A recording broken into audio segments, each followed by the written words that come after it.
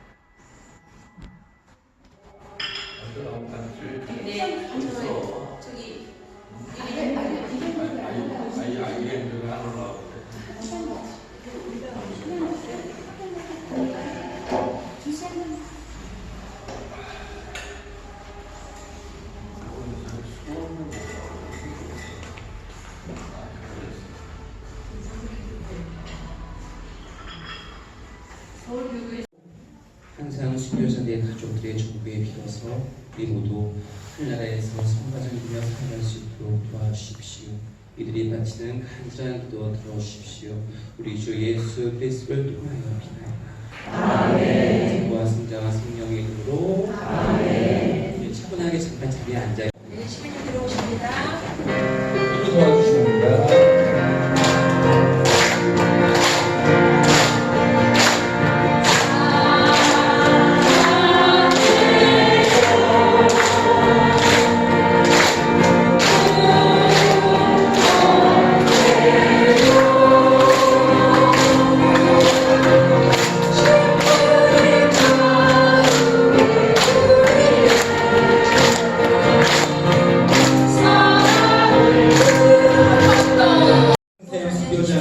여기 붙이신 이후로 첫 번째 기점을 갖는 날입니다.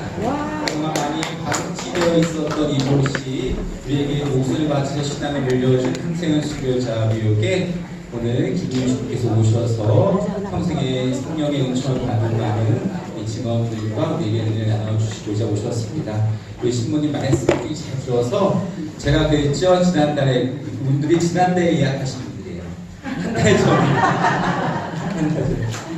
우리도 김윤 신부님이 돼서 성인들을 신부님을 증언하면서 많은 이들에게 하나님을 증언하는 삶으로 오늘 은혜로운 시간 가졌으면 좋겠습니다. 신부님 다시 이렇게 박수 드리고 시작하도록 하겠습니다. 감사합니다.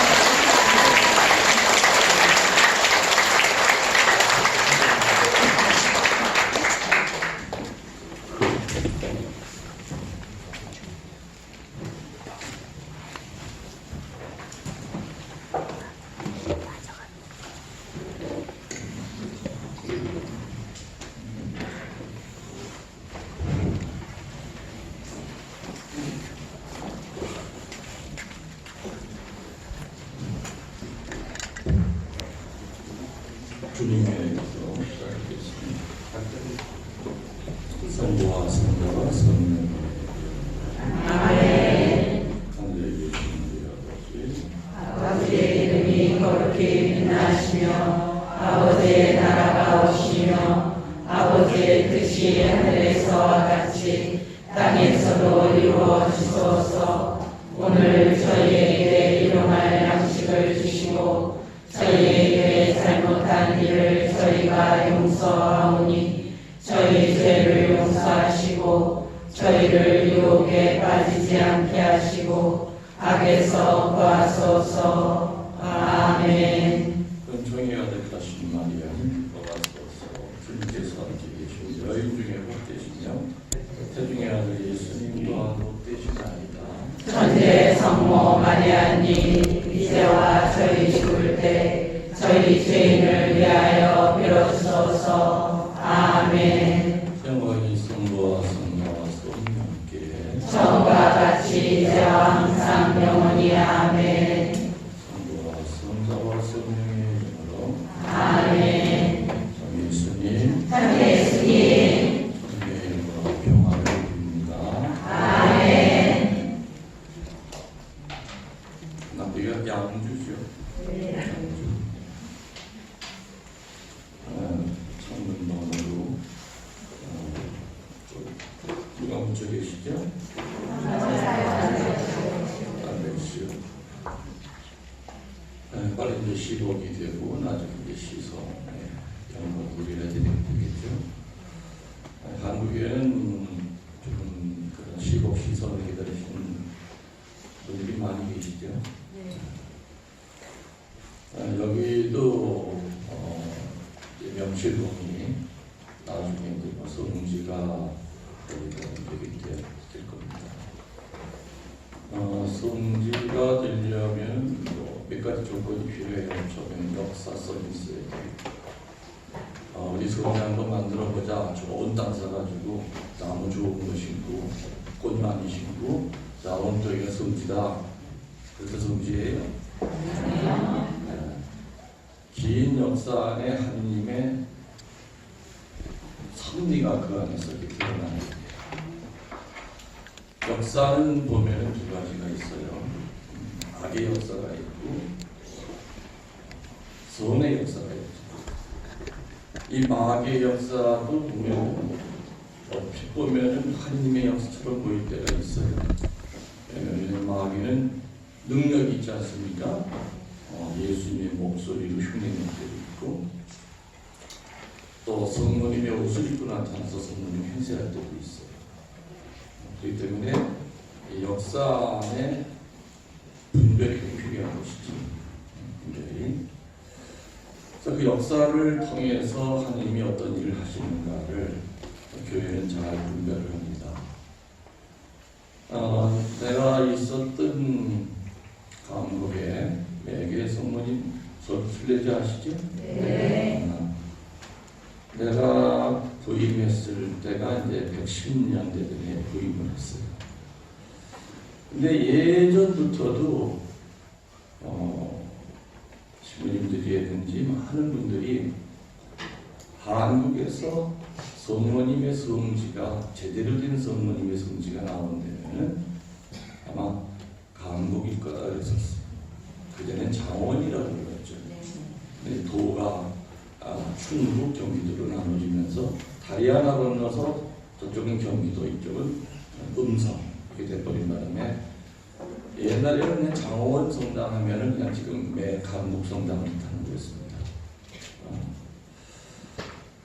긴 시간 동안 교회는 그걸 지켜봤습니다. 어느 주교님이 분별이 안 되면은 쉽게 선포하지 않고 그 다음 주교님에게 또 그걸 유보를 합니다. 이러다 보니까는 전 세계에 있는 성지 선포는 뭐 몇 년 만에 되는 게 아니라 보통은 100년 이상이 걸려요. 저는 제 사제사함의 반 이상을 성지에 있었던 사제이기 때문에 한 가지 우려되는 건 있어요. 한국은 너무 성지를 쉽게 남발한다. 역사성도 있어야 되는데 그것도 없어. 누가 잠깐 지나갔다고 하면 거기서 갑자기 성역화가 돼버려요. 한번만 둘 넣었다 가는 그 자리도 성지야. 어느 성에 지나갔다 쉬었던 자리도 또 거기도 성지야.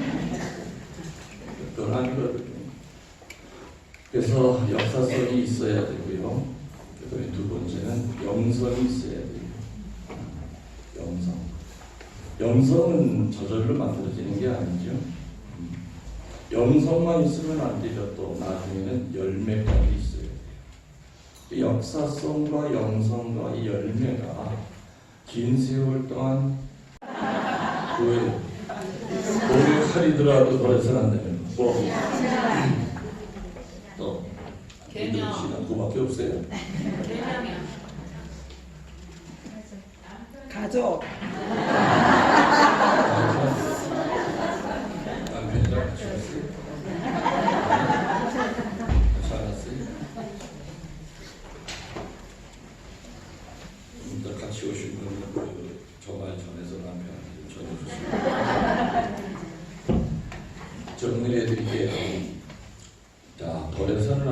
거 첫 번째는 그 제일 얘기 많이 나왔었잖아요. 뭐 신앙이나 믿음이나 같은 말이에요. 자, 그러면 세례받고 나서 아마 지금까지 가장 많이 들었던 단어 중에 하나가 뭐 믿음이라는 말, 신앙이라고 하는 그 말일 텐데, 여러분들이 막상 자식들한테 신앙을 어떻게 가르치십니까? 신앙에 대해 설명할 때 뭐라고 얘기합니까? 내 옆에 무슨 될지하고 이렇게 하는데 시간 끝날 때까지 거의 죽을 텐데. 자, 아들 있죠? 자식 있죠? 엄마 입장에서 내 아들을 기초를 잘 가르쳐야 되겠다. 그래서 아들한테 이 믿음이라는 것, 신앙이라고 하는 것을 설명을 해준다고 생각합시다. 그러니까 뭐라고 어떻게 설명을 합니까? 어렵기는 하지만 어느 순간에도 기쁠 때나 슬픔이 있거나 어려움이 닥쳐도 의지하면서 특별하게 기도하는 마음으로 가져라. 그렇게 얘기하고 싶어요. 내가 알아듣습니까?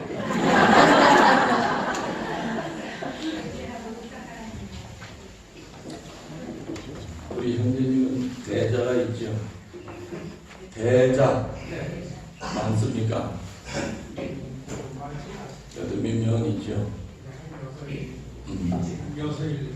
그 대자가 대부님한테, 대부님 이제 초신자로서 성당에서 신부님 강론이라든지 제일 많이 듣는 것이 믿음 생활해야 된다. 신앙이 제일 중요해. 그런 얘기를 참 많이 듣는데 구체적으로 이 믿음이라는 게 뭡니까? 대부님하고 그러면 또 어떻게 설명해 주실 겁니까?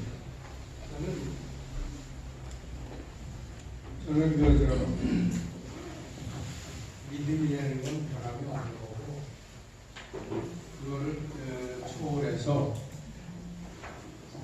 내 힘을 다해가 할 때까지 다해, 이렇게 말하고 싶습니다.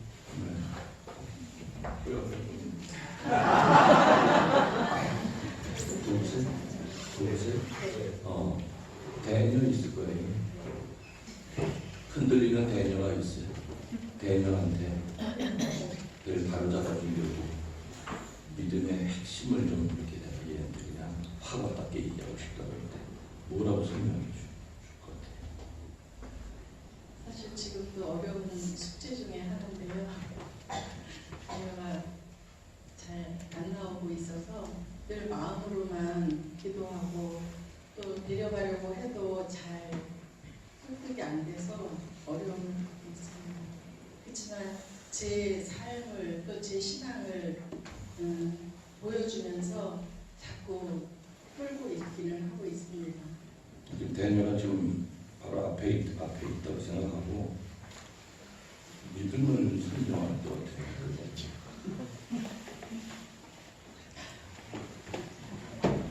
에스겔, 우리는 하나님으로부터 오고 또 하나님께로 가려니까 그것만은 우리가 놓지 말고 꼭 잡고 가자. 그러고 싶습니다. 아마 여기 있는 여러분들한테 마이크를 돌려서 똑같은 질문을 하면은 비슷하거나 아니면은 조금 다르더라도 사람마다 다르더라도 다 좋은 얘기죠. 그걸 다 이렇게 짜집기 해가지고 모자이크를 한다면은 어떤 말이 하나가 만들어질까? 앞으로 여러분들이 누군가에게, 이방인들에게, 맹담하는 사람들에게, 또 여러분 자식에게 확실하게 복잡하게가 아니라 아주 그냥 귀에 못이 딱 박히게 이게 전해줘야 될 그 믿음의 정의는 그렇게 복잡하지 않아요. 따라해보세요. 믿음이란 죽기까지 하느님을 첫째 자리에 모시는 것이다. 자, 아주 외우세요. 자, 시작. 믿음이란 죽음까지 하나님을 첫째 자리에 모시는 것이다. 이따 집에 가면 또 까잡 쓰시면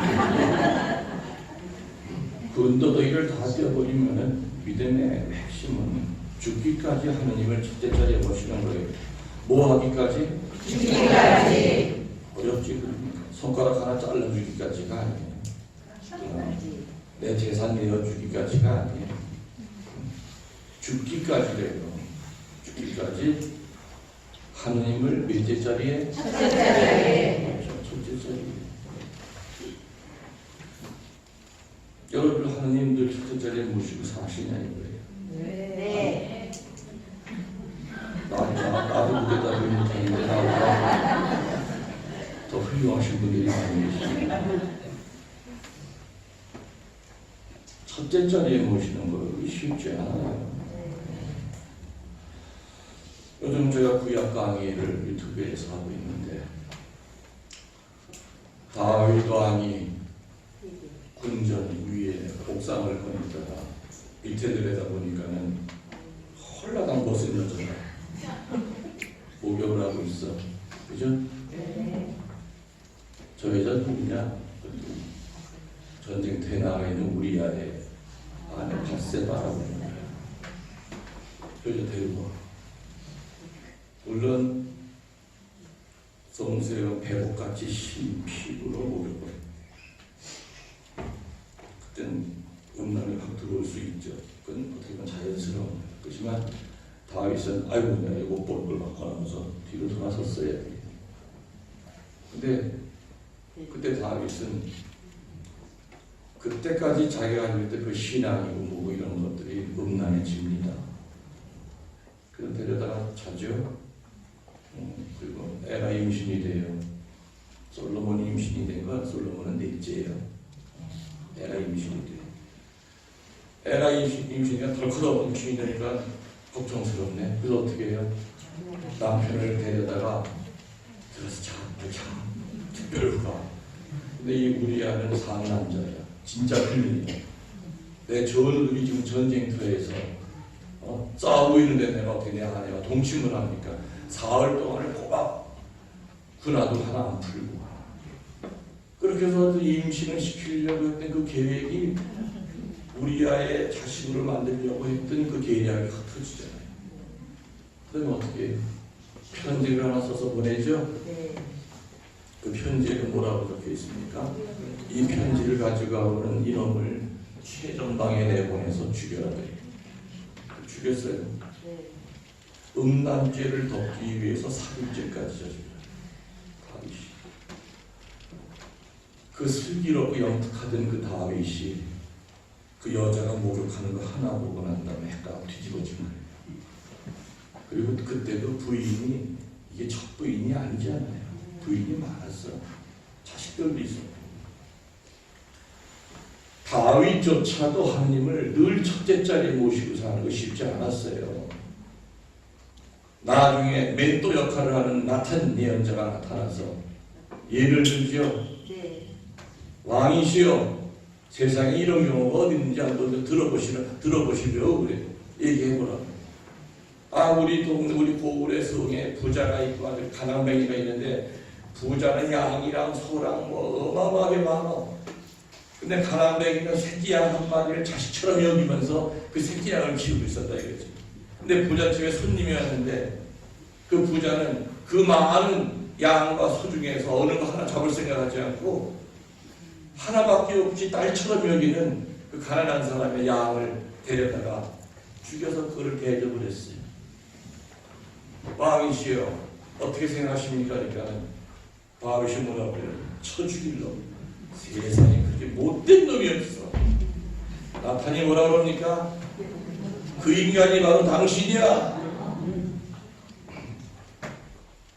나탄도 참 대단한 예언자죠. 선지자죠. 그 10톤 왕의 서슬 밑에서 외칠 수 있었다는 건 대단한 거예요.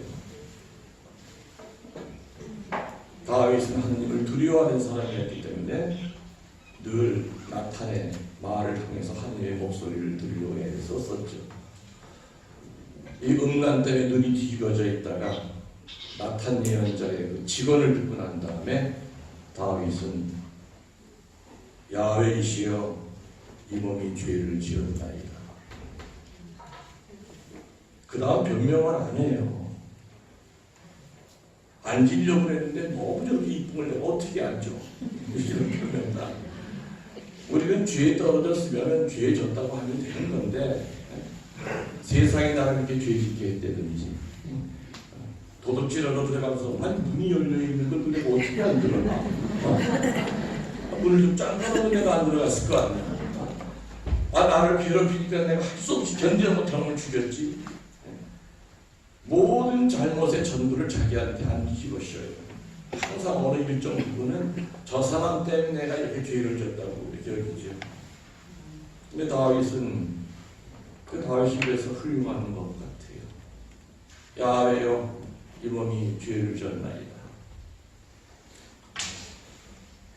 다윗의 이야기를 이제 제가 어제 유튜브 강론이 끝나고 다음 주부터는 자원으로 시작이 되는데 다시 돌아오면 믿음이라는 것은 일단 여러분 자신이 여러분의 영혼 속에 새겨놔야 됩니다.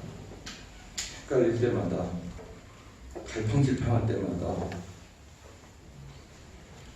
잠자기 전에도 아침에 눈 떠서 믿음이란 죽기까지 하나님을 첫째 자리에 모시는 거다. 죽기까지. 오늘 내가 죽어야 될 순간이 올 때 내가 과연 죽을 수 있을까? 죽음이라고 하는 것은 육의 죽음만이 아니죠. 영적인 죽음도 뜻해요. 죽기까지 하나님을 첫째 자리에 모시고 사신 분들을 우리들은 순교자라고 부릅니다. 맞습니까? 네. 순교자라고 순교자. 여러분 손에 끼고 있는 이 금반지도 보면은 14K가 있고 18K가 있고 24K 순금이죠. 근데 24K 순금 반지는 끼기가 불편해요. 찌그러져서 반짝반짝거리고 입으려면 18K 정도를 껴요. 불순물이 들어간 놈일수록 또 반짝이긴 더 반짝해요. 그리고 순금일수록 보면은 상처를 많이 받아. 눌리면 찌그러지고 또 이놈이 눌리면 또 찌그러지고 찌그러져요. 우리들이 지향해야 되는 순도는 그 신앙의 순도는 죽기까지 하나님을 첫째 자리에 모시기 위해서 또 죽은 선배들을 따라가기 위해서 우리들의 그 순교의 신앙은 순도 100%짜리를 분명히 지향해야 됩니다. 그래서 순도 100%의 순교 신앙을 만들어가는 것이 바로 신앙의 여정이다 이렇게 얘기합니다. 그래서 군인들이 아침에 눈 뜨면 연명당에 나와서 구호를 외치죠.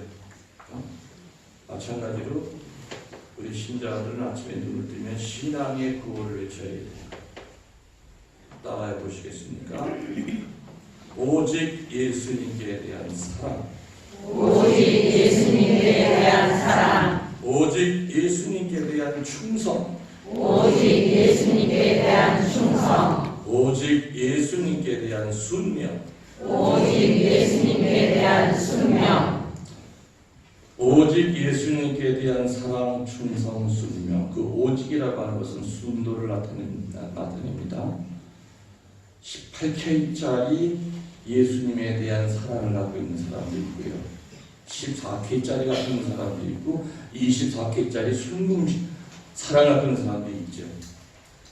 우리는 90%에 대한 하느님에 대한 사랑으로 불타다가 그 10%의 불순물 때문에 냉담자가 되어버리는 수도 있다는 얘기입니다.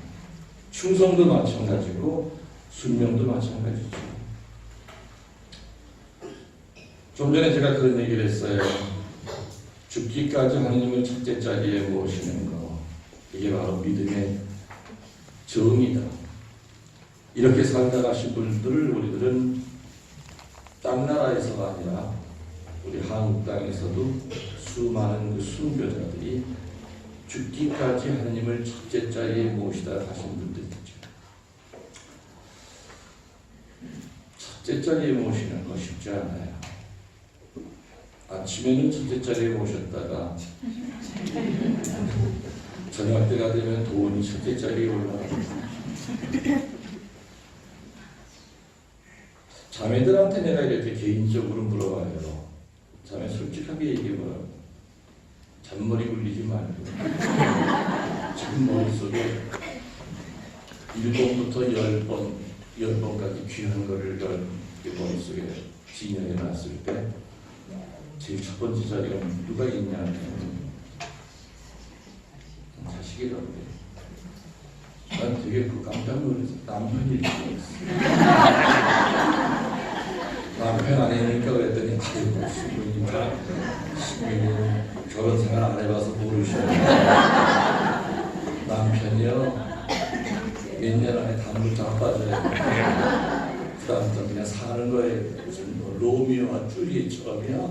아유 무슨 영화에나 있어요. 자식이 첫 번째. 그럴 수 있겠죠. 그 다음에 뭡니까? 하면 돈도 중요하죠. 돈이 첫 번째 올라갈 때가 있고 쾌락이 올라갈 때가 있고 취미생활이 올라갈 때가 있고 이렇게 따져보면은 하나님은 당사절 10위 안에 들어가기도 하죠. 언제 유일하게 당사절 1위 안에 입성을 하느냐? 암 선고받을 때 벼랑 끝에서 이렇게 떨어지기 직전일 때 강은행행한 줄 붙들고 절벽 밑으로 떨어지기 직전일 때 그때는 하나님 찾죠. 그죠? 어느 본당 회장님이 등산을 갔다가 길을 잃어버렸어요. 날은 어두워지고 헤매다가 벼랑으로 막 미끄러져 내려가는 거야. 막 내려가다가 사람 제대하다가 나무 뿌리 하나를 탁 잡은 거예요. 그리고 위를 보고 막 소리 질렀죠. 아무도 없어요. 나를 살려주세요. 캄캄한 별이 보이는데 아무것도 없는 거죠. 나무 뿌리 잡고 있는 이 팔에 힘을 잡고 떨어지고. 그래서 어떻게 했겠어요? 주님, 주님 제 목소리 들으세요. 예수님이 샤워하다가 뭐라고 시끄러워. 목욕탕 밑을 내다보니까 한 놈이 이렇게 나무에 매달려. 예수님 전 살려주세요. 이러는 거야. 내다보면서 지금은 날이 샤워 중이라서 내려가니까 야 근데 너 내 말 믿을래? 믿죠. 살려주세요. 100% 믿을래? 100% 믿을게요. 그럼 손 놔 그랬어. 손 놓고서 손 놔 그러면서 이렇게 쏙 놓고 들어가시네. 이 회장이 황당한 거야. 맨발로 달려와서 살려주실 줄 알았더니 손 놓으려니 죽으려는 얘기 아니야. 세상에 이럴 수가 없어. 그럼 하느님 말고 또 딴 사람 없어. 결국에는 이제 그 체중 무게 때문에 삐끄덕 거리더니 뿌리가 뚝 불면서 그냥 비명을 지면서 밑으로 떨어졌지. 떨어져 보니까 세상에 거의 다 내려와가지고 20cm 위에 매달려 있어. 어두우니까 밑을 맞니까 안 보이는 거죠. 주님이 이렇게 보니까 거의 다 내려와 있어. 내 말 믿을래? 예. 손 놔. 그러면은 예 믿고 놓겠습니다. 딱 놓으면 그래 너 회장감이야. 너 믿음 있다. 얼마나 쪽팔려. 돌아올 때 보면 되는 거야. 나를 그럴 수가 있냐고 너 죽는다 그러고 내 앞길 선하게 예비하고 계심을 그것도 모르는 거야.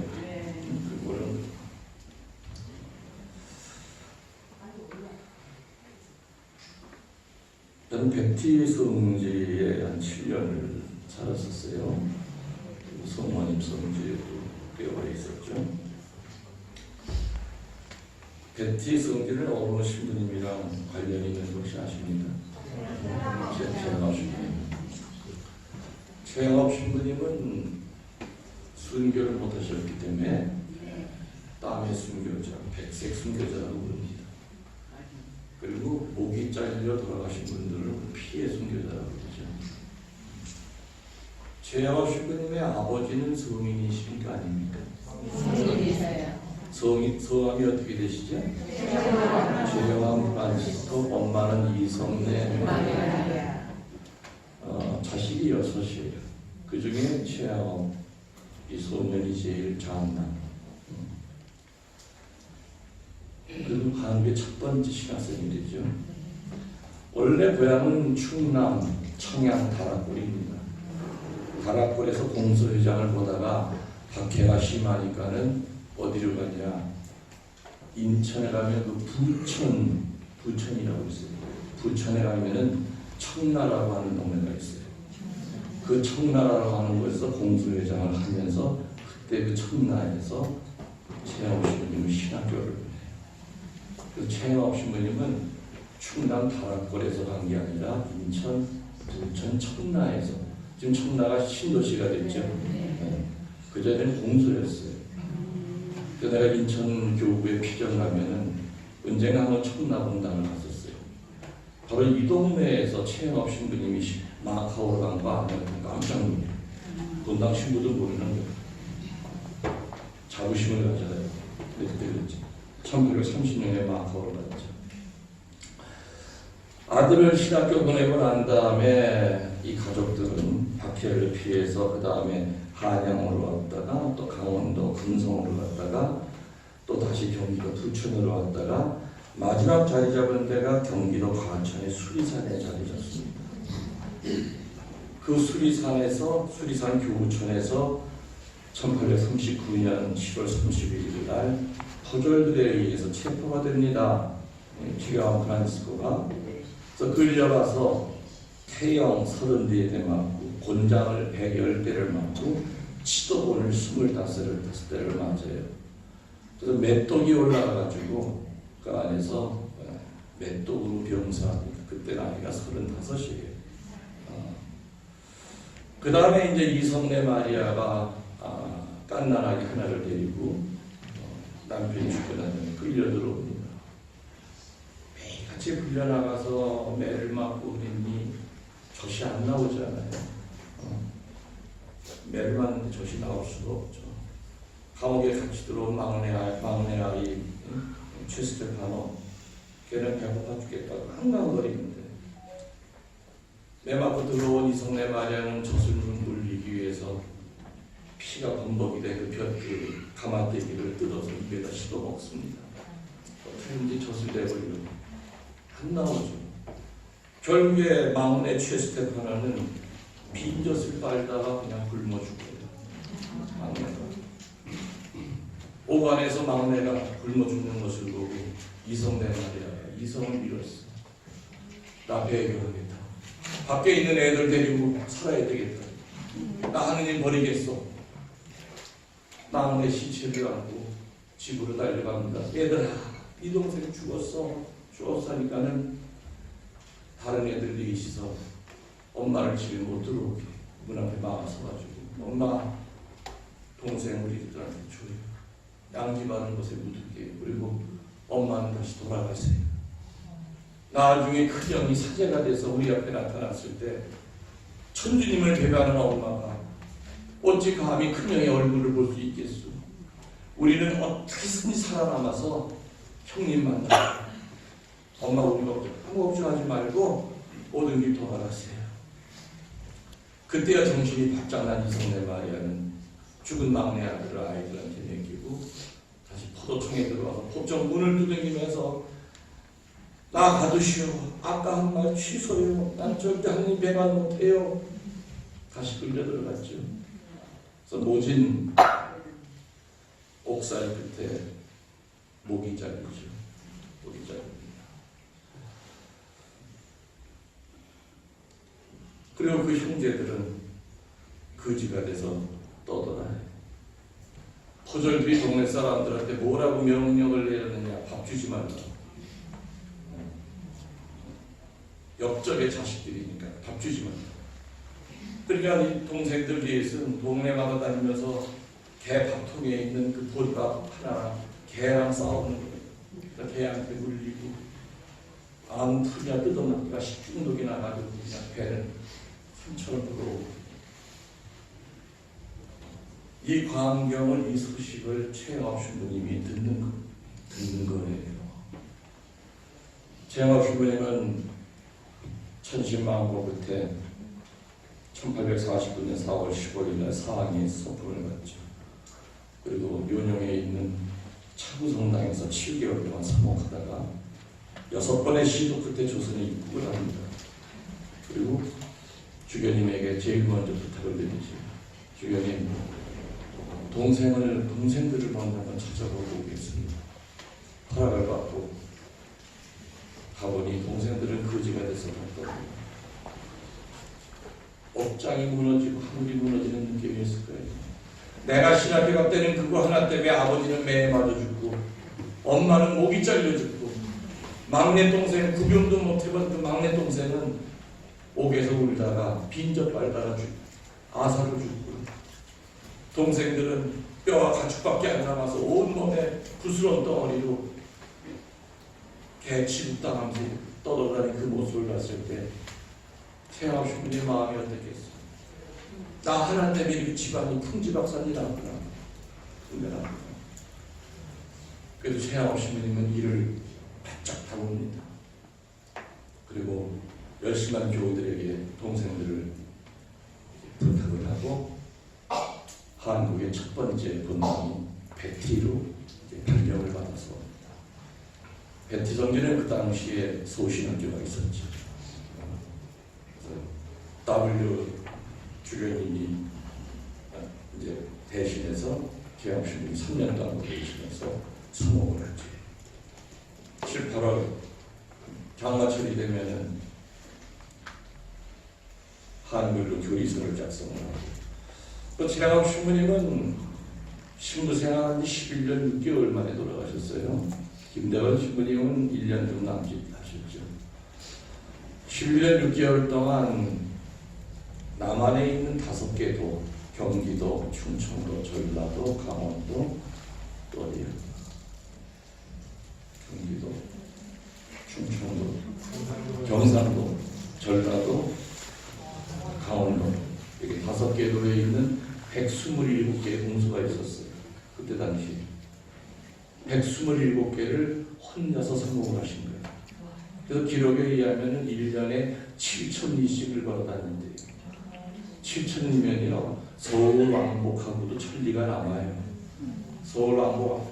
부산에서 서울 가는데 1,000리라고 그러죠. 왕복 2번 하고도 남아요. 그래서 11년 6개월 동안 걸어 다니신 거리가 9만 리길이에요.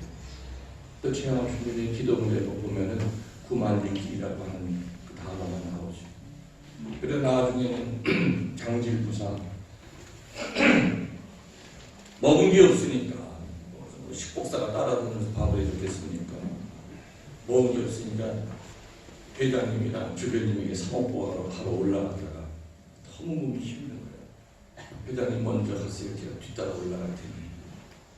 회장님이 암만 기다려도 최신부님이 안 쫓아와. 모든 길을 다시 되돌아가 보니까 나무 밑에 돌멩이 위에 이렇게 앉은 채로 돌아가 계신 거예요. 숨을 거두신 거죠.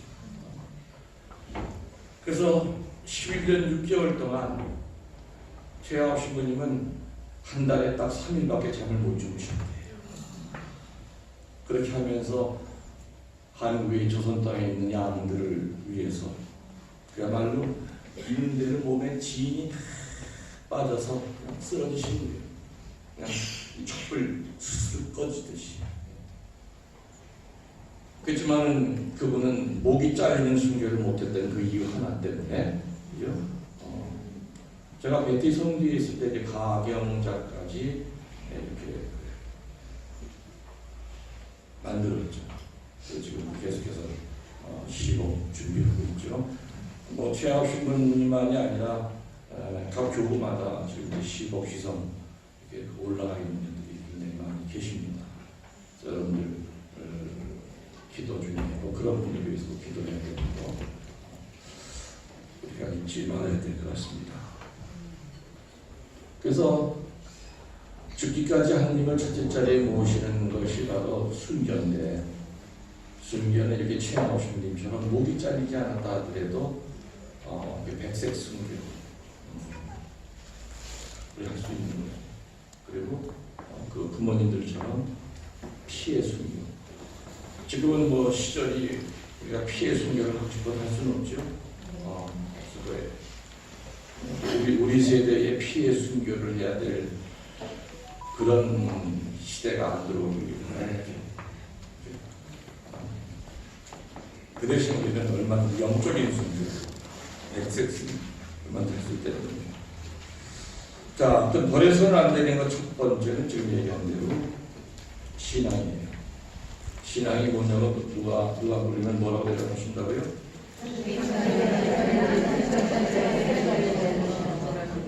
그래서 여러분들이 저녁에 잠들기 전에 저녁 기도 그냥 중얼중얼 2, 3분 만에 듣는 게 아니라 바로 이거를 묵상해야 돼요.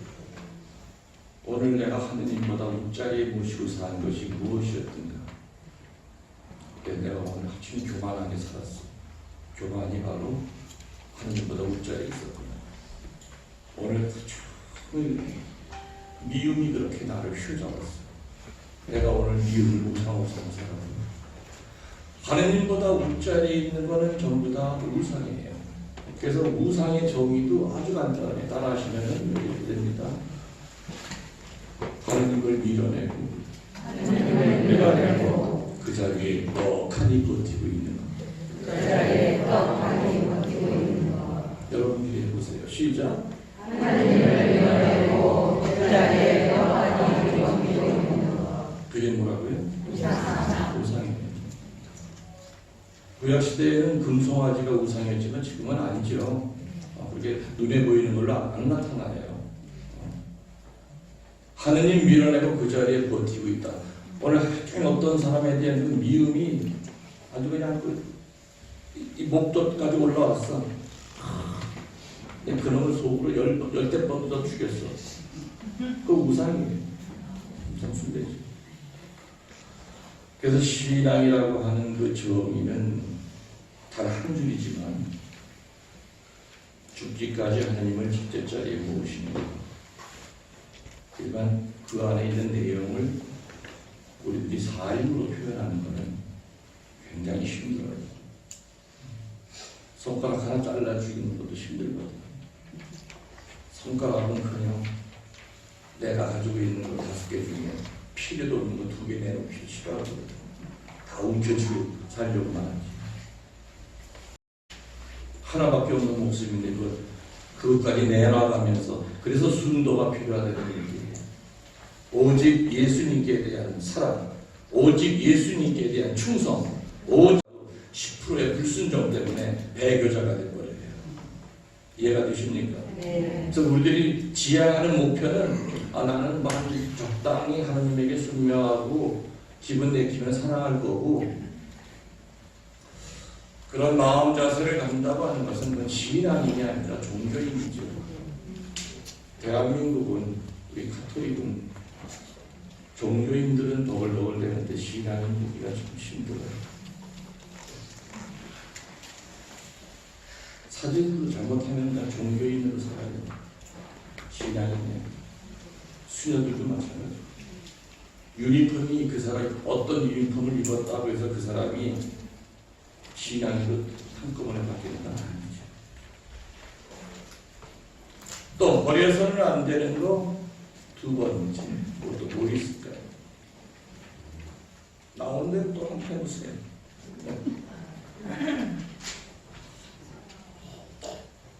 기도. 절대 버려서는 안 되는 거 뭐라고요? 기도. 여러분 기도하십니까? 네. 무슨 기도하세요? 그냥 달라는 기도. 묵주기도. 신부님들이 입고 있는 그 수단 단추가 총 몇 개일 거라고 생각됩니다. 33개. 예수님의 나이. 옷 만드는 사람 마음대로. 키가 큰 신부들은 단추가 한두 개가 더 달려있을 거고 짤이 농담한 신발들은 단추 몇 개 없을 거고 그 전에서는 그 전에 내가 수단 입을 때는 하나하나 구멍을 다 채웠어요. 요즘은 이제 나가서 겉에만 입고 속에는 작고요.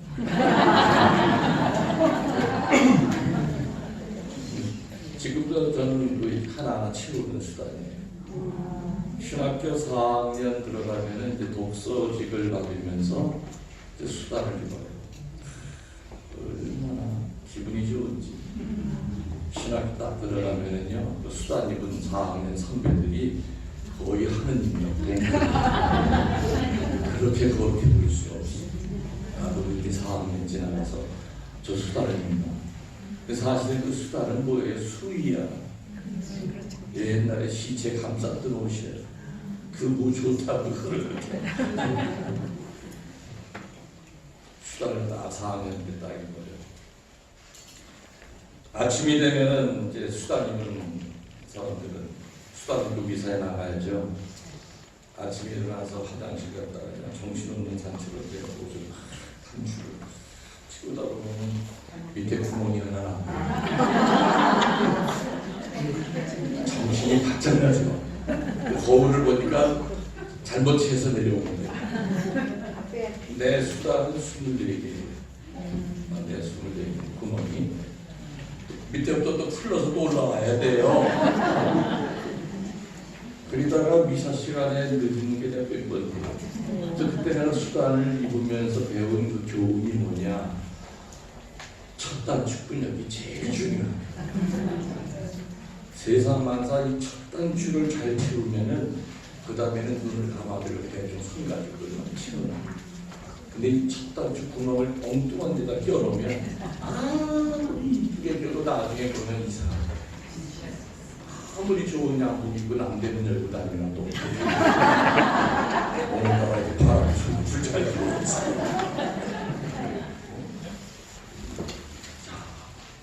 절대 버려서는 안 되는 그 기도의 단추도 수천 가지가 되겠죠. 기도에 대하여 쓴 마음도 아마 하늘을 채우는 듯 않을 정도로 수많은 사람들이 기도에 대한 설명을 했어요. 그렇지만 기도의 단추가 수천 개라 하더라도 첫 번째 단추는 있죠. 이 첫 번째 단추를 잘 채우면 그 다음부터는 수월해져. 그 첫 번째 단추가 뭘까요?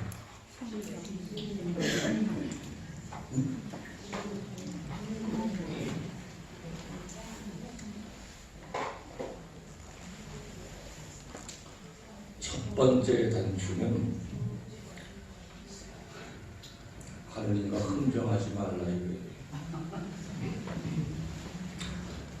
하느님은 여러분들의 자판기가 아니에요. 여러분들이 하는 기도가 청원의 기도가 많은 사람이냐 아니면 감사의 기도가 많은 사람이냐 아니면 기원의 기도가 많으냐에 따라서 이게 조금 좀 달라요. 나는 살면서 감사 기도를 한 번도 해본 적 없어.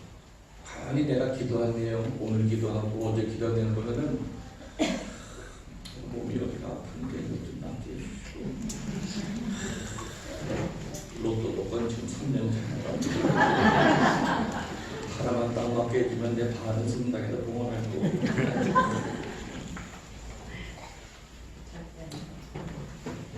내가 강복권당에 있을 때 어느 자매님이 오셔가지고 신부님이 미사빨이 되게 세다고 소문이 나셨어요. 미사한데 좀 야물딱지게 되게 달려요. 그래서 그때 돈을 한 100만 원 정도 미사 예금을 줘요. 그 미사 지향이 뭐냐 그랬더니 뭐 하시는 분 이렇게 특별히 신경 안 써도 우리 아들 서울대학 분위기 들어갈 거예요. 전교에서 1등이기 때문에 그래도 혹시 모르니까 신부님이 야물 딱지게 되잖아요. 야물 딱지게 되는 게 어떻게 되냐. 내 나름대로는 야물 딱지게 준비했어요. 손도 많이 깎고 스킨 모션도 잡고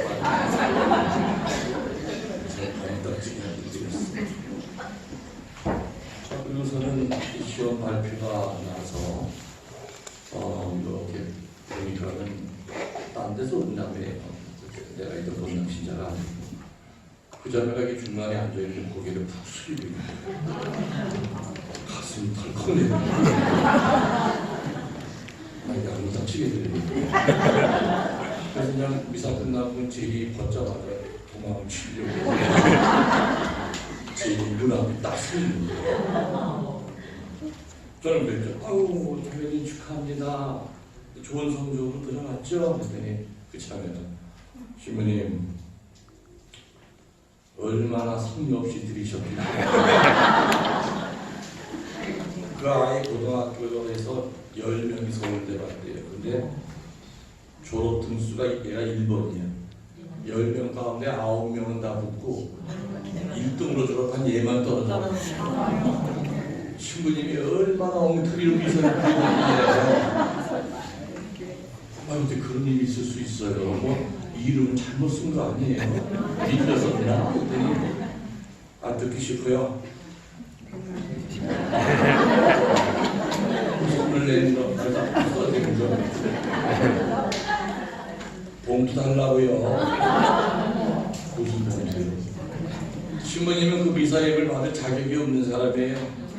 딴 데 갖다 줄래요? 와, 가슴 벌렁벌렁. 내가 별명이 김순진이란 말이야. 잠깐 기다리시라고 사장에 올라가 봉투도 안 뜯었어요. 주변에서 막 주니까 확 나가치가지고. 그래서 내가 또 뒤통수에 속으로 잘 먹고 잘 살아. 속으로 무슨 욕 못해. 여러분 지금 이 실화를 듣고 여러분이 참 기도 안 찬다는 얼굴로 보시는데 나 왜 웃는지 이유를 모르겠어요. 여러분이 살면서 이런 식으로 색깔은 달라도 이런 식으로 하느님과 흥정하고 살았다는 뜻이에요. 이해가 되세요? 네. 하느님 마음은 조금도 헤아린 적 없이 내가 원할 때 원하는 시간에 내가 원하는 모양으로 딱 내 손바닥에 주어줘야 돼. 그래야 하느님 땡큐. 하느님 전능하시네. 그런 기도는 백날을 해도 응답이 없어요. 그건 기복의 기도예요. 기도. 그래서 우리의 기도의 스승이신 예수님의 기도에서 이 기도의 첫 단추의 원칙을 찾아야 되겠죠. 예수님이 겟세마니 동산에서 피땀 흘려가면서 기도하셨어요. 이 밤이 지나고 나면 이제 십자가의 길을 가야 되지 않습니까? 예수님이 인간적으로 당하기 싫었어요. 그래서 뭐라고 하셨어요? 이 잔을 걷어달라고. 이게 예수님의 솔직한 기도, 인성의 기도예요. 하지만 예수님은 바로 이어서 신성의 기도를 하죠. 그러나 내 뜻대로 마시고 아버지 당신 뜻대로 하소서. 그건 신성의 기도예요. 신성이 인성을 누르는 기도고 겸손이 교만을 누르는 기도고 하느님의 은혜가 어둠을 누르는 기도예요. 여러분 처음 기도하세요. 하지 말라는 거 아닙니다. 구하라고 해도 두들기라고 해도 어느 기도도 다 청하세요. 말이 안 되는 거라 하더라도 달라고 하세요. 그렇지만 항상 그 기도 끝에는 어떤 말로 끝내라? 그러나 제 뜻대로 마시고 아버지 당신 뜻대로 하십시오. 내가 원하는 때에 원하는 모양으로 안 이루어져도 저 서운해하지 않을 겁니다. 때가 아직 안 된 걸로 제가 알겠습니다. 하느님은 또 다른 계획이 있는 걸로 제가 알고 절대 저 서운해하지 않겠습니다. 제가 지금 이렇게 벼랑 끝에 몰려서 주님 도와주시면 정말 좋겠어요. 그러나 주님 제 뜻대로 마시고 당신 뜻대로 해주소서. 바로 그 겸손의 기도, 예수님을 닮은 신성의 기도를 바칠 때 비로소 기적은 기적이 일어납니다. 그래서 기도의 첫 단추는 내 뜻대로 마시고 아버지 당신 뜻대로 하소서. 오늘 이 순간부터 여러분이 하는 모든 기도의 끝은 그걸로 끝을 만들어주셔야 됩니다. 아시죠? 이게 기도의 첫 단추예요. 요것만 잘 채우고 나면 그 다음부터는 기도하기가 편해져요. 또 기도의 두 번째 단추 또 한번 소개해드리면은 기도의 두 번째 단추는 뭐냐? 성숙한 신앙인의 기도는 내 집 울타리를 뛰어넘어요.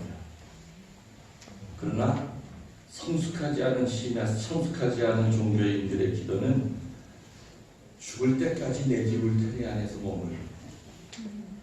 여러분이 하는 기도의 그 대상이 누구인가를 생각해 보세요. 보면 내 피부치들이에요. 내 자식, 우리 어머니, 내 남편, 듣도 보도 못하고 만나지도 못한 저 텔레비에서 나온 저 우크라이나에서 저 축구하는 저 사람, 나랑 관계없는 저 사람을 위한 기도를 한 적 한 번도 없어요. 성숙한 신앙에는 내 집 담 울타리를 넘어서 부채처럼 햇살처럼 퍼져나가요. 그러나 성숙하지 못한 사람은 죽을 때까지 지 혈육을 위한 기도밖에 안 해요. 내 자식을 위한 기도를 하지 말고 오히려 소년원에 있는 아이를 위해서 기도할 때 내 자식을 위한 기도는 저절로 그 안에 포함이 돼요. 나도 지금 암덩어리 환자인데 주님 제 암 좀 낫게 해주세요. 그 기도 안 하고 나보다 더 고통스러운 중환자실에 있는 사람들이 기도할 때 나를 위한 기도는 그 안에다 포함이 돼요. 주님 내려다보실 때 아이고 세상에 착하다. 지도 사면 초과돼. 자기 살려달라는 말은 한마디도 안 하고 자기보다 더 힘든 사람 구해달라고 저렇게 하니 그래 너는 그 말 하는 동시에 너는 이미 치유가 됐다고. 그래서 이웃을 향해서 뻗어나가는 힘은 그 사람만 치유시키는 것이 아니라 내 자신도 같이 치유가 돼요. 저는 텔레비전을 보면서 뉴스를 보면서 화살기도를 참 많이 써요. 뉴스에 보면 참 가슴 아픈 얘기들 많지 않습니까? 모질 정말 어떻게 인간이 모질까?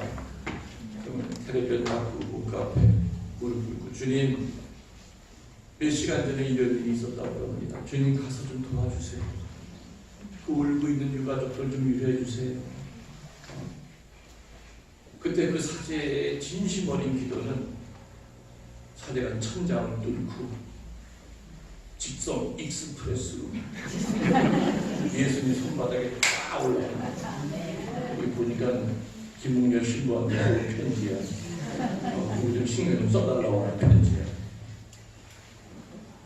그것이 살아있는 기도예요. 화상 기도예요. 우리 텔레비전 화면에 뭐 마음 아픈 장면에는 이제는 하도 그런 게 많으니까 이제 불감증들이 왔어요.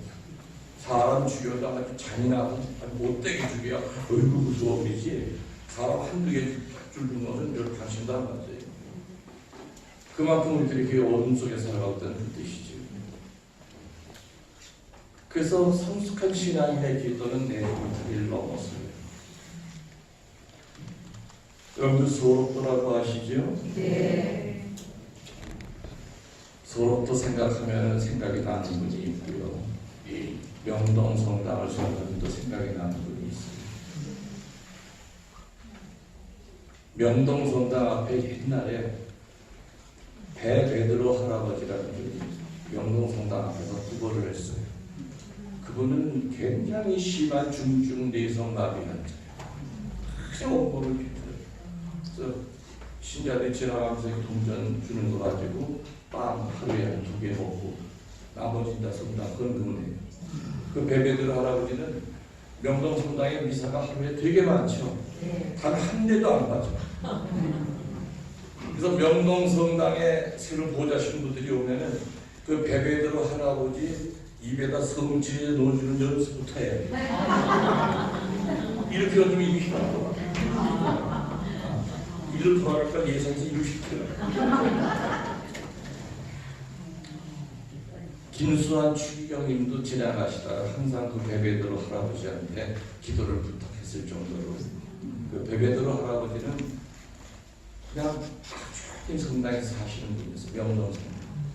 나중에 명동성당 사제관 측에서 사제관 뒤에다 조금 쪽방을 하나 내서 거기서 한 7, 8년 사시다가 몸이 쇠약해지시니까 꽃동네 오우진 신부님이 모셔왔어요. 그래서 그 무렵에 내가 청주교구 신부는 처음 원목 신부로 꽃동네를 들어갔어요. 그래서 갔더니 베베드로 할아버지도 있고 그 옆에 최기동 할아버지도 있었어요. 그래서 난 그 두 양반을 다 본 거예요.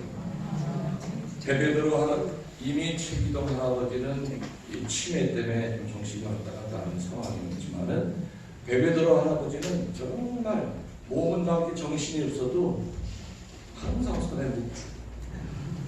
그 양반 찾으려면은 가운실 앞에 가면 휠체어에 앉아가지고 쭉 흔들거려요. 근데 점점 잠자는 시간이 줄어들 수밖에 없는 것이 꽃동네에 방문하는 사람마다 기도를 부탁하니까 잠을 못 자는 거예요. 신부님들도 와가지고 할아버지 저 암흑의 신부인데 저 기도해 주세요. 제가 요즘 성소가 위태로워요. 아 신부님 이런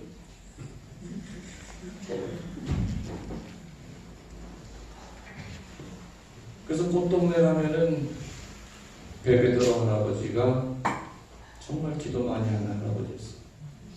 다 돌아가셨죠. 그 전에 꽃동네 보면 1년에 한 번씩 행사가 있었죠. 오신 분님이 그 두 양반 이제 트레이드 마크로 한복 두 양반 이쁘게 입혀가지고 항상 휠체어 태워서 맨 앞에다가 이제 모셔놓은 기억이 나요. 그래서 저는 좀 그때 행운이었어요.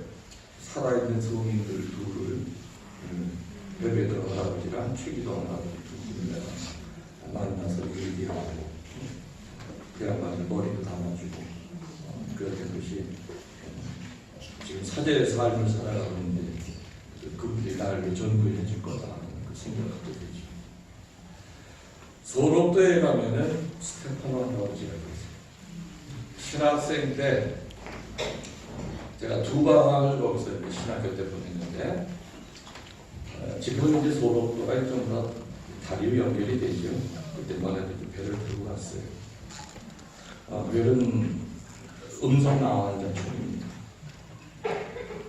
그 공소를 올라가는데 처음에 땅바닥에 누가 이렇게 기어서 올라가요. 그래서 이렇게 보니까는 사람인데 팔다리가 없어요. 배에다가 이렇게 타리아 고무창 이렇게 대고 여기도 이렇게 기어서 올라가는 거예요. 지렁이처럼 꿈틀고. 야, 저는 무서웠죠. 사람도 아니고. 딱 앞에서 보니까 눈구입도 없어. 구멍만 뻥뻥 뚫립니다. 아주 심한 중증. 그 사람 모습 같지 않은 그 스테파노 할아버지가 예수님 다음으로 나의 스승이 되신 거예요. 그 양반은 오후 3시가 되면은 매일같이 산중턱에 있는 그 공소에 1시간 반, 2시간을 배로 기어서 올라가요. 다리 성한 사람은 30분이면 올라갈 거예요. 거기 올라가서 십자가의 길을 해요. 겨울이었는데 저도 이제 성물기도를 마치려고 공소로 올라갔죠. 올라갔더니 그 스테파노 할아버지가 공소 안에를 들어가지는 못하고 공소 밖에서 혼자서 중얼중얼 십자가의 길을 하시는데 얼굴이 비투성이에요. 아이고 할아버지 웬일이세요? 그랬더니 올라오긴 올라왔는데 그날은 날이 추워가지고 공소 안에 사람이 없었다고. 사람이 있어 머리에 문 두둥기면은 안에서 문을 열어줘요. 손가락이 있어야 문고리를 돌리지. 문은 안에서만 여는 거고 안에 사람이 하나도 없고. 그래서 그 문을 열려고 머리를 꽉 머리가 터져서 얼어붙은 거예요. 상황이 그런 상황이에요. 아이고 그렇지. 그냥 침대에 누워서 하셔도 되잖아요. 왜 여기까지 이 생고생해서 올라오시냐고. 나랑 같이 합시다. 십자가에 달라 않으니까 뭐 애기 아닌 것 같죠. 그래서 문 열고 들어가서 같이 눈물을 글썽거리면서 같이 십찬치를 같이 한 적이 있었어요. 어느 날 전화가 왔습니다. 소록도에서 수녀님에게. 신부님, 혹시 소록도 와주실 수 있냐? 왜요? 그랬더니 스테파나 할아버지가 위독하신데 신부님을 찾는데 아주 위독하냐 하니까 신부님 오실 때까지는 참아보겠다고 그러시네요. 그것도 이렇게 참을 수 있는 거예요.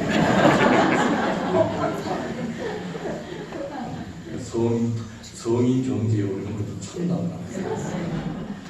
그냥 차를 몰고 소록도까지 내가 이렇게 갔더니 숨을 쉬고 계셔. 할아버지 저 왔어요. 눈 떠보셔야 되지. 이러더니 날 보더니 웃어. 그러더니 저한테 하실 말이 있어가지고 못 돌아가시는 거예요. 혹시 좀 해보세요. 할 말이 귀를 갖다 대니까 사진 한 장을 밑에서 이렇게 사진이 밑에 있어요. 그걸 꺼내보래. 꺼냈더니 흑백 사진인데 아주 잘생긴 청년 사진이에요. 자기가 나병 걸리기 전에 이런 모습이에요. 이렇게 인물이 좋았대. 나병 걸리고 난 다음에 자기는 소록도에 끌려와가지고 절벽에서 3번이나 떨어졌대요. 근데 모진 목숨이라 머리통만 깨지고 또다시 살아나고 그러다가 이제 하느님을 알았대. 세례받고 난 다음부터는 그 생각은 없어지고 정말 내가 이렇게 힘들게 기도하는 이것이 보석이 돼서 육지에 사는 사람들, 죄 짓는 사람을 대신해서 내가 보석한다는 마음으로 30년 동안 이렇게 이 기도를 하고 살았습니다. 근데 자기는 온몸 상한 사람 주님 알고 난 다음부터 부러워하지 않았대요. 그런데도 부러운 게 하나님. 언제 손가락 2개만 있으면 얼마나 좋을까. 목주, 그죠? 예, 목주 하나 손가락 2개만 있으면 이렇게 한 걸어서 자기는 5개도 필요 없고 자기 손가락에 이렇게 묵주 신고하는 사람 보면 그렇게 막 셈이 나고 화가 나. 그래서 나한테 물어보고 싶은 게 뭐냐. 신부님 나 죽고 난 다음에 손가락 주실까요? 성모님이. 그거 확인받고 싶어서. 할아버지 손가락만이 아니라요. 깨끗하게 부활시켜 주실 테니까 이제 마음 편하게 가세요. 너무 고생 많으셨어요. 그래서 내가 애기 안듯이 이렇게 품에 안고 몇 마디 하다가 조용하시니까 돌아가신 거예요. 장례까지 다 치렀죠. 장례 치르고 난 다음에 한 4일 됐는데 제가 생시 같은 꿈을 꿨어요. 그냥 너무너무 아름다운 꽃밭에 내가 한가운데 서 있는 거예요. 별의별 꽃들이 다 있어. 할미꽃, 양서꽃,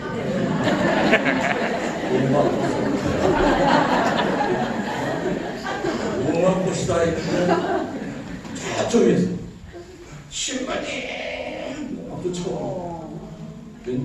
청년이 오더니 신부님 가까이 오는데부터 내가 어디서 봤는데 사진에서 봤던 스테파노 할아버지 젊었을 때요. 맞네, 스테파노 할아버지네.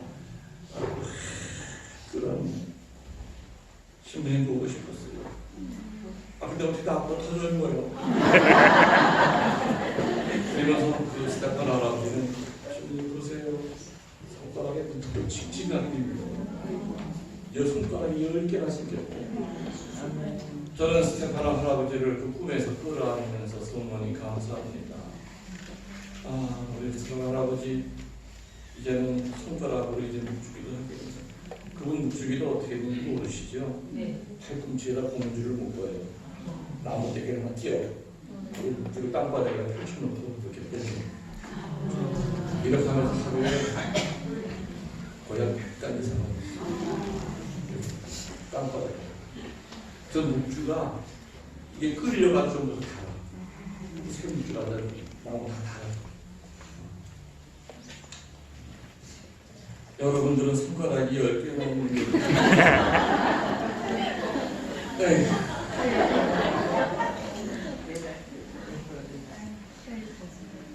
여러분 행복하시잖아. 네. 그 스테판 할아버지는 손가락이 2개만 있으면 얼마나 좋을까. 내가 내 손으로 6주 한번 넘겨보는 것이 소원입니다. 우리 손가락 다 있으면서도 안 하잖아요. 6주는 장식이 아니잖아요. 그죠? 네. 차에만 대롱대롱 매달리고 다니는 인테리어가 아니잖아요.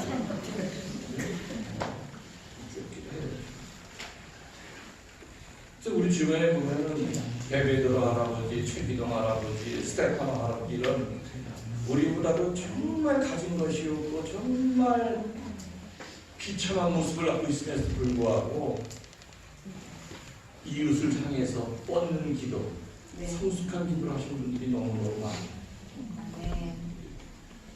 그래서 이제 여러분들은 앞으로는 성숙한 신앙이 되기 위해서는 이웃을 향한 기도를 많이 해봤어요. 알아들으셨죠? 네.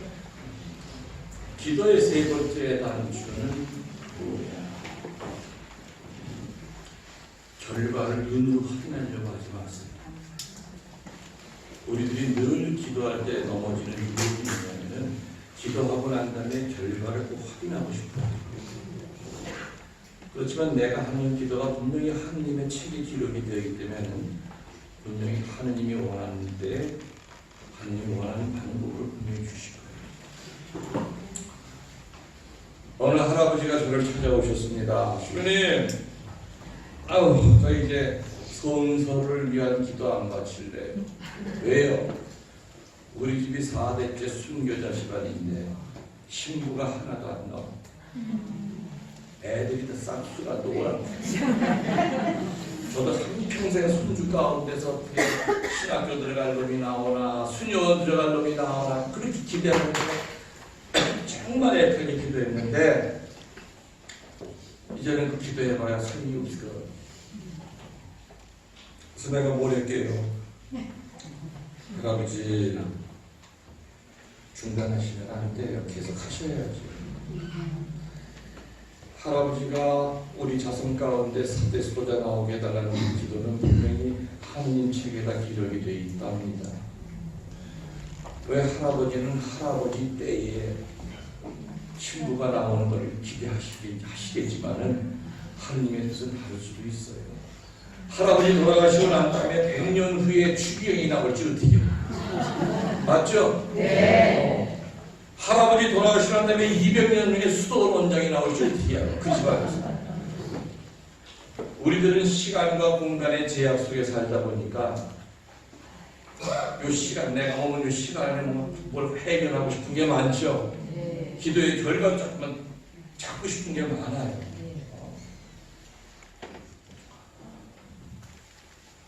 이건 실화인데 부인을 일찍 여의고 호래비가 돼서 아들 둘을 키웠어요. 농사져가면서. 근데 아들 둘이 사춘기가 들었으면서부터 개망나니가 되는 거예요. 맨날 나가서 싸우면 또 파출소 끌려가면 아버지는 또 가서 또 데리고 와야 되고. 그 아버지는 늘 기도했죠. 아버지가 기도하는 대로 된 집안이 아니에요. 기도만 하려고 하면 애들이 방해하기 때문에 묵주 뺏어서 끊어버리고 애들이 못된 거예요. 아들들은 둘이서 십자가 다 끄집어. 그래서 아버지가 기도하는 데가 어디냐? 창고예요. 일하러 나갈 때 좀 일찍 일어나서 창고에서 기도를 하고. 아버지도 이제 나중에 병이 들었어요. 병이 들어서 세상을 뜨고 난 다음에 장례 치르는 등 많은 등 하고 난 다음에 이제 아들들은 아버지가 어디 돈 숨겨놓은 데 있는 거 찾지를 창고 공모다 뒤졌지. 그 돈이 어디 있어? 아 이놈이 막 그리고 있는데 그 창고 유리창으로 햇빛이 이렇게 창고 바닥 세멘트 바닥을 막 비치는데 보니까 세멘트 바닥에 여기 두 개가 움푹 들어가 있어. 둘이서 야 여기가 왜 파져 있냐? 여기가 왜 파져 있지? 왜 이렇게 움푹 들어갔지? 가만히 생각해보면 아버지가 물을 끓었던 자리. 세멘트 바닥에 닿을 정도로 아버지의 그 물을 끓은 그 자리를 보고 그때야 이 두 아들은 땅을 치고 통곡을 합니다. 세상에 우리 회개시키려고 우리 아버지가 세멘트 바닥이 이렇게 달아나갈 정도로 이렇게 기도를 하셨구나. 아버지의 그 기도했던 그 모습을 보고 두 아들은 땅을 치고 통곡하면서 그 얘기했어요. 그리고 성사를 받죠. 그래서 한 사람은 꽃동네 수도자로 좀 살고 하나는 군도수도원에 들어가 살고 있습니다. 죽은 아버지는 아버지 살아생전에 아들 회개하는 거 봤어요? 못 봤어요? 못 봤어요. 그렇지만 천국에서 내려다보고 있는데 그 아들들이 땅을 수사로 살아가는 모습을 보고 있는 거죠. 그래서 우리들이 기도할 때 참 걸려 넘어지기 쉬운 것 중에 하나가 자꾸 결과를 손에 잡으려고 하는 그런 유혹이 들어요. 그리고 또 기도할 때 또 중요한 거 한 가지만 얘기해요. 많은 사람들이요 걱정하는 것을 기도라고 착각해요. 걱정은 절대 기도가 아니에요. 걱정하면 마귀만 들 거예요. 그러나 진짜 기도하면 기적이 일어나요. 아멘. 네. 여러분들이 나 오늘 30분 기도했어. 근데 사실은 그 기도한 내용을 이렇게 펼쳐놓고 보면 걱정만 하다 끝나요. 이 말이 뭐와 또 비슷한 말이 뭐냐면은 많은 사람들이 회개한다고 하면서 후회만 하다 끝나. 후회와 회개는 하늘과 땅 차이예요. 고백소에 들어앉아 있다 보면은 진정 회개하는 사람이 참 드물고 거의가 다 후회만 하다. 저 우리 여기 장로님 너무 무서워. 내가 장로님 불러 못지 않을 것 같아. 그 후회는 뭐 회개는 못 같아. 틀려도 괜찮아. 요새 이제 차별하고 낳고 애들 둘 키웠는데 아들 둘째는 다 안 좋아요. 그래갖고 하나는 알고 있고 근데 제가 기적 같은 일이 있어가지고 하나님한테 기도기도 많이 해서 매달리는데 세상으로 봤을 때는 영주운전 이틀을 영어화하면서 다 감옥 간다고 했는데 제가 많이 울면서 기도했는데 그래도 감옥 안 가고 집행유예 판례를 나가지고 제가 이제 기도하는데 저는 말씀하시는 것처럼 그렇게 기도를 못하고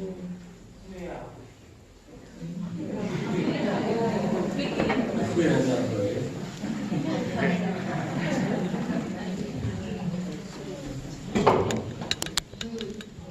많이 오늘 배우고 가야 될 것 같아요.